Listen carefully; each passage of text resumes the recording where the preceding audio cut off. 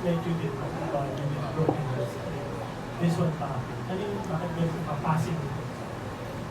Kalye Marino. Yes. Bakit ganun yung fascination?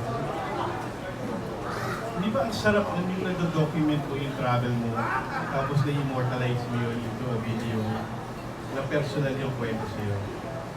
Lahat kasi ng lugar na binanggit ko, may special space in my heart. Like yung Pakil, ang tatay ko, halos kalahati ng Mauban deboto ng Turuba. Lumaki akong, lagi akong merong yung kabayo nga, napasalubong from my father. Gigising ako sa umaga, yung sa pananakama ko meron na akong paper machine na kabayo. So marami siyang importante memory sa akin. Mauban is my hometown. Doon po ako lumaki sa Mauban. So, kaya sobrang special din ang hometown. Para siyang kagaya ng producer ko, it's a love letter to the place, to the town na pinakover ko.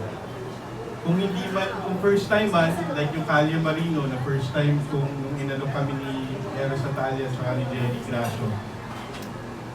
Nung una namin, hindi naman namin kabisado yung Cavite City, yung Kalye Marino, yung Sunny Point.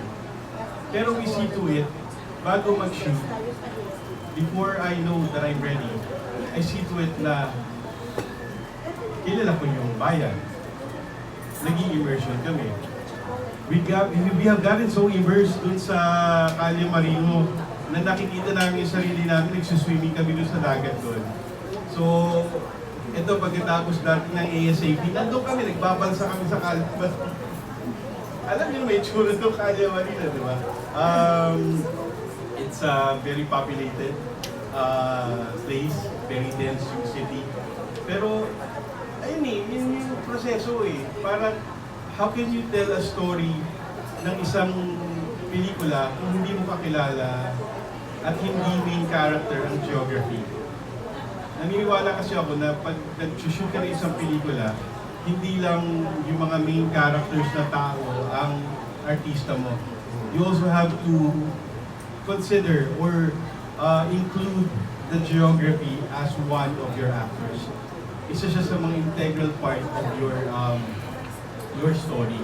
So kapag di mo nakwento at nakilala yung lugar, how can you tell their story? Second one, for Jay and Lisiago. Ano yung personal na nagbibigay sa inyo ng pagkatao? Like, they say kung makakapag-broken o kapag-deep to us. Sa inyo personal, ano yung nagbibigay ng travel? Personal.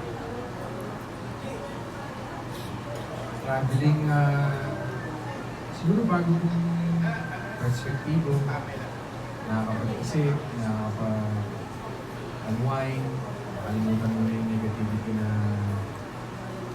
natatabo mo sa workplace mo. And, ayun, ma-refocus, ma-reground yung sarili mo. Ano bang mali sa mga nagawa ko, ano bang pwedeng tama pa, ano bang pwede ko pa improve. Focus on ano bang part sa buhay ko na kailangan ko pang focus on. Kaya importante sa pag-travel. Dahil meron talaga siyang ano po na vibe na ganun pinaparamdam sa akin. Parang may change po na nangyayari sa akin. Introduce lang dito namin sa mga producer si Pamela Villar.